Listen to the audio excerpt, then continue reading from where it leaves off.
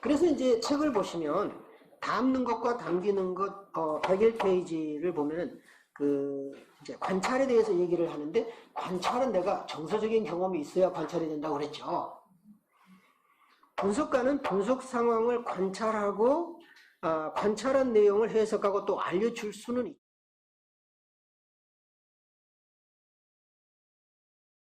그래서 이제 책을 보시면 담는 것과 당기는 것 101페이지를 보면은 이제 관찰에 대해서 얘기를 하는데, 관찰은 내가 정서적인 경험이 있어야 관찰이 된다고 그랬죠.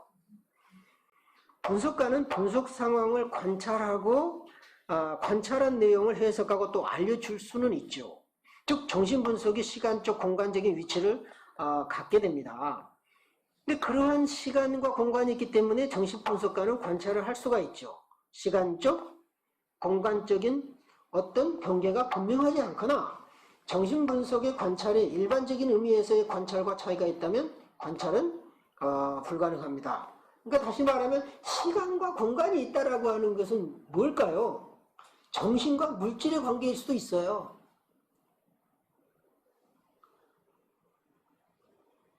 또 언제 이 사건이 발생했느냐?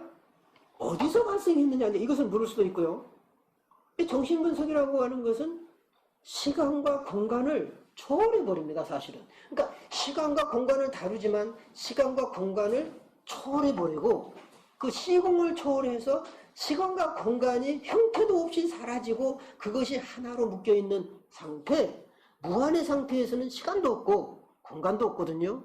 그것이 초월의 영역이고 무의식의 영역이에요. 그렇기 때문에 소위 시간은 공간으로 나타나고 공간은 시간으로 나타나죠. 이게 양자역학의 이제 원리고 최근의 물리학에서 이제 그런 걸 입증해 내는 거죠. 응? 입자가 빛이고 빛이 입자고 이것이 이제 완전히 에너지가 또 입자로 나타나고 빛으로 나타나고 이런 것이 완전히 인터체인저블 한다는 거죠. 정신과 물질의 세계도 그렇다는 겁니다. 예를 들면 우리가 정신이 혼란스러우면 반드시 물질적으로 사고가 나죠. 눈에 보이는 사고. 교통사고로 제일 많이 납니다. 신호를 처음에 위반해요, 처음에는. 그리고 주정차 위반부터 시작해. 그래가지고 그거 아예 재수없었네 하고 무시하면 그 다음에는 뭐예요? 이제 좀 더 큰 걸로 끊어지죠, 딱지가. 신호 위반 있죠. 신호 위반. 그게 제일 속도하고 신호 위반 두 개 다 걸리게 요즘 많이 해놓잖아요. 그거 걸리면 피곤해. 벌점 심해. 그게 벌점이 높아요. 예. 네. 그래가지고 그 벌점 없어지려면요, 1년인가 2년인가를 기다려야 돼요. 그거 상당히 피곤한 존재입니다, 그게. 그래서 갑자기 멈추면 뒤에서 받아버리고. 그래가지고 우리 아들이 뒤에서 받쳤잖아요. 또 그래서 자사고 나고. 왜냐면 그게 있는데, 서야 되는데 뒤에서 또 우리나라는 자주 오잖아요. 그러니까 그럴 때는 벌점을 먹더라도 가야 됩니다. 안 부딪히려면. 상당히 위험합니다만.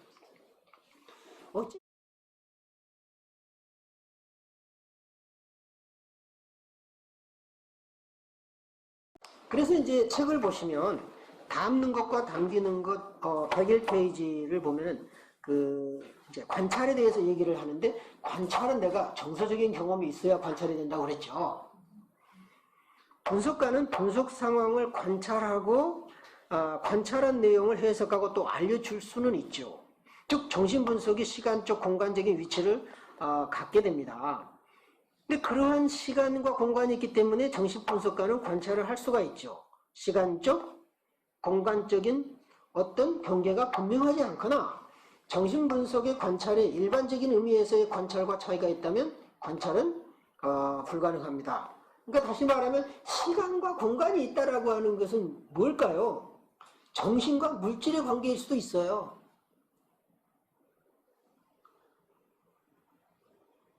또 언제 이 사건이 발생했느냐? 어디서 발생했느냐? 이것을 물을 수도 있고요. 정신분석이라고 하는 것은 시간과 공간을 초월해버립니다, 사실은. 그러니까 시간과 공간을 다루지만 시간과 공간을 초월해버리고 그 시공을 초월해서 시간과 공간이 형태도 없이 사라지고 그것이 하나로 묶여있는 상태, 무한의 상태에서는 시간도 없고 공간도 없거든요. 그것이 초월의 영역이고 무의식의 영역이에요. 그렇기 때문에 소위 시간은 공간으로 나타나고 공간은 시간으로 나타나죠. 이게 양자역학의 이제 원리고 최근에 물리학에서 이제 그런 걸 입증해 내는 거죠. 응? 입자가 빛이고 빛이 입자고 이것이 이제 완전히 에너지가 또 입자로 나타나고 빛으로 나타나고 이런 것이 완전히 인터체인저블 한다는 거죠.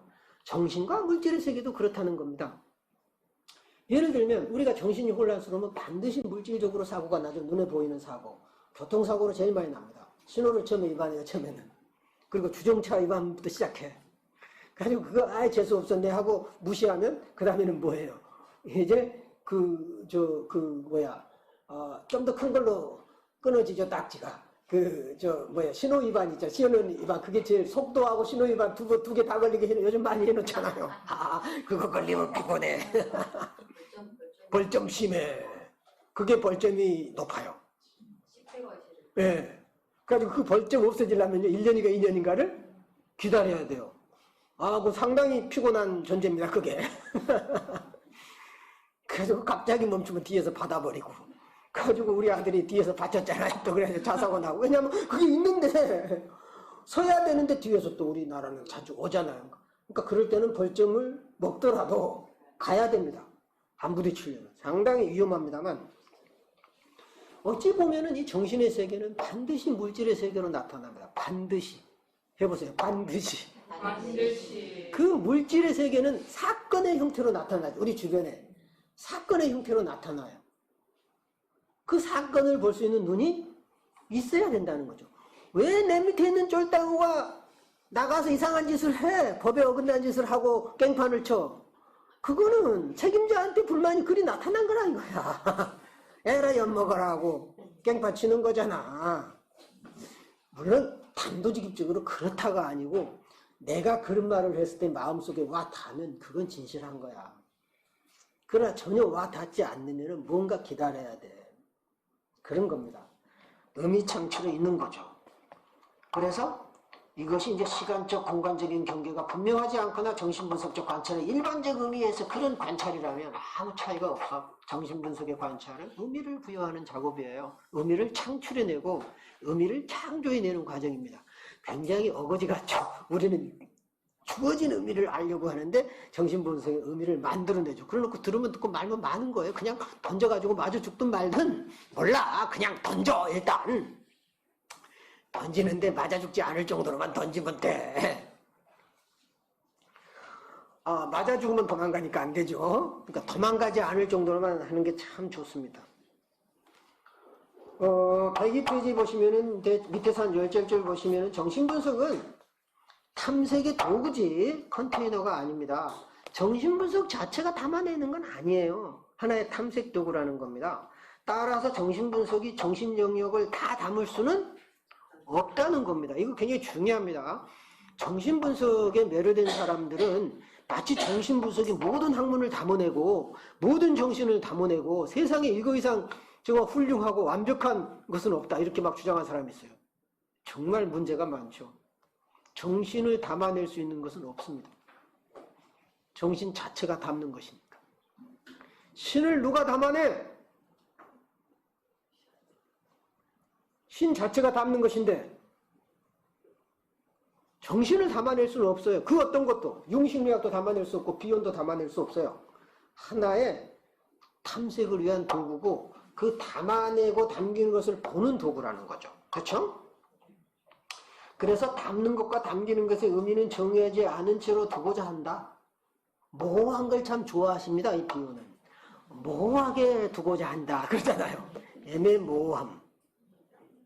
눈을 가려야 보인다는 거죠. 애매모호해야 분명한 게 보인다는 겁니다. 근데 분명한 걸 추구하면 추구할수록 애매모호해요. 분명하지 않으면 안 믿으려는 사람이 있어요. 인간관계도 그래요. 그래 내가 너 이거 해주면 이거 해줄게. 그래야 믿어요. 근데 진짜 믿으려는 사람은 약속을 합니까 안 합니까? 대체로 안 합니다. 기다려. 그러는 거지.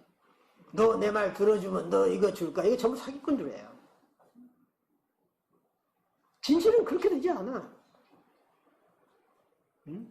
믿을 만한 사람들의 얘기를 꼭 들으면 그래 생각해보지. 좋은 일이 있을 거야. 그래 기다려. 내가 할 수 있는 거는 이거야. 서운하지만. 근데 본인이 원하는 거 이만큼이거든. 아니야, 내가 할 수 있는 거는 이건데 이거는 책임질게. 나머진 몰라. 아니, 나머지 또 다 주면 얼마나 좋아, 그지? 그 얘기를 하면 그거는 사기가 되고 거짓이 되니까. 그러니까 그 욕망이, 그러니까 담는 자는 뭐냐면은 담아낼 수 있는 그릇을 봐야 되지 않습니까? 내가 얼만큼 담아야 저 사람이 담아줄 건가를 봐야 되지 않겠습니까? 우리는 언제나 담아내고 언제나 담겨요. 무슨 관계든. 부부간에도 그렇지 않습니까? 한쪽이 담는 자면 한쪽은 담기는 자고, 한쪽이 담아내면 이쪽은 담겨야 되지 않습니까? 끊임없이. 그러면 내가 저 사람의 그릇이 얼마나 되냐? 그 넘치지 않게 담겨야 되지 않습니까? 근데 내가 그 사람한테 담긴데 그 사람이 그릇은 요만해. 근데 내가 이만큼 갖고 와가지고 담길라 그래봐. 그 사람 도망가거나 그 그릇 깨지면은 이제 써먹지도 못하잖아. 그거 다 무거워가지고 그 그릇 깨지면 어떻게 써먹으라고 그래?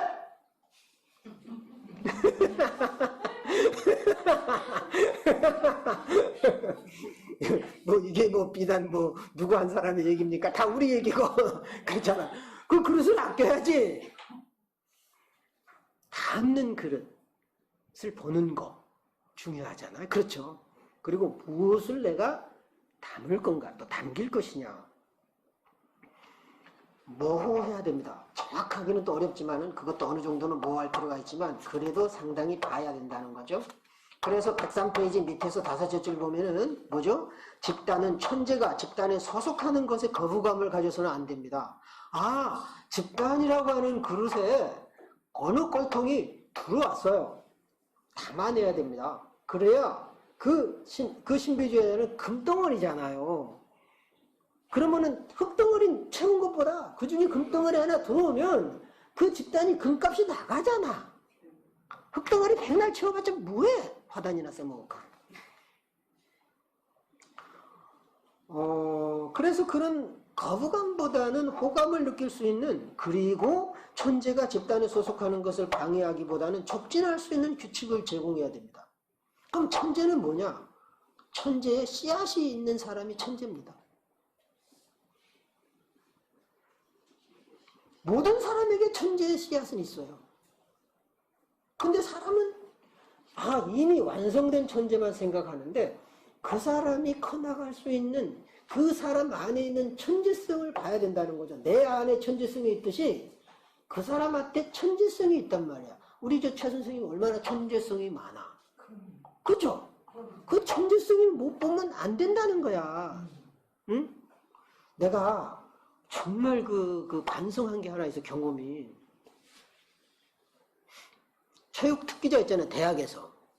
체육 특기자들이 들어오잖아요. 많이 들어와요, 대학에. 그런데 그 사회체육과에서 다 수용을 못 한대요, 그 특기자들이. 왜냐면 사회체육과 정원이 있잖아요. 그러니까 원래는 사회체육과에서 다 수용을 해줘야 되는데 특기자 들어온 사람 많고, 그러니까 이것을 각 과로 안배하더라고요. 체육과에서 특기자를 받는 수도 있고, 아니면은 뭐 국문과인데 체육 특기자를 이제 국문과 티어로 받는 거죠. 그러니까 편법인지 뭐 제대로 뭐 정원 안에서 하는 거니까. 그래서 이제 체육 특기자로 들어왔는데 이렇게 하는 경우가 있는데, 옛날에 우리 과에 체육 특기자가 하나 들어왔어요. 근데 얘는 공부 안 하죠. 공부해보는 적이 없죠. 그러니까 수업 시간에 이렇게 앉아서 들어본 적이 없어. 왜? 우리나라는 잘못됐잖아요. 초등학교 때부터 계속 운동장에만 세우지 교실에 있어 본 적이 없어가지고 얘가 교실만 들어오면요 폐쇄 공포증에 걸려 있더라고요. 그래가지고 안에 있는 그 자체가 공포스러워요. 얘는 공부하기 싫어서가 아니라 무서워. 놀랬어요. 그 공포스러운데 그것이 얘가 치료됐는데 나 때문에 치료된 게 아니고 여자친구 만나면서 치료되대. 여자가 앉아있거든. 지가 좋아하는 여자가. 그러니까 공포스럽지 않는 거야, 걔는. 난 놀랬습니다. 역시 그 남자한테는 여자가 최고야. 그리고 여자한테는 남자가 정말 최고고. 근데 이놈이 치료가 됐어, 진짜. 근데 계속 수업 시간에 안 오고 그러니까 내가 너 왜 안 와? 너 저 무슨 시합이 있으면은 체육과 교수님한테 확인을 받아와 어느 시합에 있다. 간다. 시합 있다고 안 들어오니까 그럼 시합 없는 날은 들어야 될 거 아니냐. 근데 이제 말도 안 하고 안 들어오니까 내가 이제 이걸 잡았죠. 군기를 잡았지. 그러니까 얘는 그게 미치는 거죠. 안 해본 짓을 막 매번 확인서 가져와서 뭐 제출하는 건 귀찮거든요. 근데 내가 시키니까 막 아주 거의 그냥 그 공황에 이를 정도로 이놈이 막 정신을 못 차리는 거야. 무조건 시켰죠. 그래. 그리고 지금부터는 체육 시합이 네 점수다. 내가 아주 파격적인 제안을 했죠. 너는 준우승하면 B. 준우승까지는 A 줄까? 그리고 뭐 3등 하면 B, 뭐 4등 하면 C 해가지고 이제 내가 등수를 매겨줬어. 그래가지고 아마 준우승까지는 내가 A 준다 한 것 같아. 잘한 거잖아요. 꼭 뭐 1등만 하면은 A 주면은 뭐 얘가 실망하고 기죽잖아요. 그러니까 준우승만 가도 넌 A다. 그래놓고 이제 아니면 이제 이렇게 등급을 정해줬죠. 그러니까 너 가서 잘해라. 근데 이제 얘가 이제 힘들어하니까 그것을 체육학과 학과장님한테 얘기를 한 것 같아. 우리 학과 교수님이 자꾸 뛰어와라. 너 왜 수업 안 오냐 이렇게 챙긴다는 거죠. 그러니까 이제 체육학과 교수님이 들을 때는 내가 이제 갈그는 것이나 아니면 편의를 이제 안 봐주는 거 아니냐 이렇게 오해를 하신 것 같아. 그래서 나한테 하루는 점심을 먹고 딱 얘기를 하시는 거야. 그분이. 교수님, 공부만 잘한다고 천재입니까? 체육 잘하는 아이도 천재입니다. 그러시는 거야. 소름이 끼쳤어요. 공부만 잘한다고 천재입니까? 체육은 그쪽으로 천재 아닙니까? 왜 천재를 몰라보십니까? 그럴 때 내가 가슴이 뜨끔하고 울었어요. 속으로 반성하고. 그렇지. 내가 인간을 잘못 봤구나. 응? 체육을 잘해도 천재인데. 그림을 잘 그리면 천재잖아요. 우리 천재 화가들 있잖아. 근데 보니까 이 천재들이요. 이쪽의 천재면 다른 것은 대개는 못하잖아요. 그림을 잘 그린 사람들은 이쪽도 못하잖아요. 근데 이쪽이 천재면 그 천재는 통하더라고. 언젠가는요. 일이 옮겨만 가면 이것도 잘해. 놀랬어요. 그 녀석이 체육 특기자인데 나중에는 신학 공부해가지고 교수 된다고 유학 갔어요. 그 여자친구 만나가지고. 상상도 못한 일이잖아요. 지가 공부하고 담싼 놈이 무슨 교수를 하고 유학 가고 공부해? 그것도 체육도 아닌 다른 학문에서. 우리 이제 한정 교수님 천재 된 것 봐.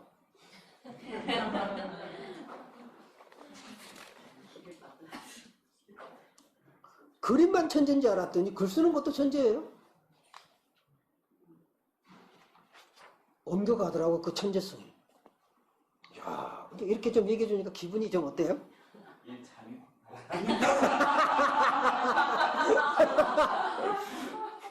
내가 우리 한 선생님의 제자잖아요. 그 목공예를 내가 그 우리 한 선생님한테 배웠잖아요. 응? 그래가지고 다 도구를 다 빌려 쓰고 가르쳐 줘가지고 거기서 이제 내가 이제 조금씩 터득해가지고 이제 나중에 그 공부나 도구 다 샀잖아요. 스승을 내가 잘 만났습니다. 응? 스승을 잘 만나야 돼.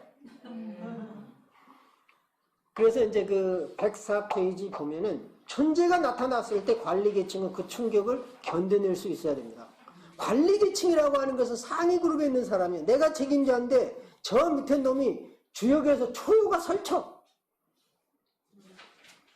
집 이겨버리면 그 초효도 죽지만 그 소위 말하면 상효도 죽어요. 대접을 못 받아. 아랫사람을 잘 대접해서 키워주면 상효는 크게 대접받아. 그래서 창조적인 신비주의자와 파괴적인 신비주의자는 종이 한 장 차이예요. 창조적인 사람이 파괴적이기도 하고 파괴적인 사람이 창조적이기도 합니다. 그렇죠? 그래서 이제 그 106페이지를 보시면은 집단의 이제 발달 단계를 했는데 초기 단계에서는 적절히 긴장하도록 해야 된다. 욕구를 자극해야 되고 그 다음에 이제 집단 안에서 차별화가 이루어져야 되고요. 다 평준화를 이루면 안 돼요. 응?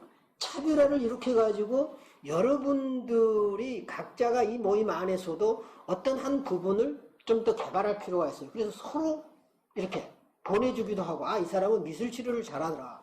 아, 이 사람은 놀이 치료를 잘하더라. 그렇죠? 그러면은 서로 그걸 개발해서 모아서 우리 한번 같이 들어보자. 그죠? 이렇게 하면 서로가 서로를 발전시키는 거예요.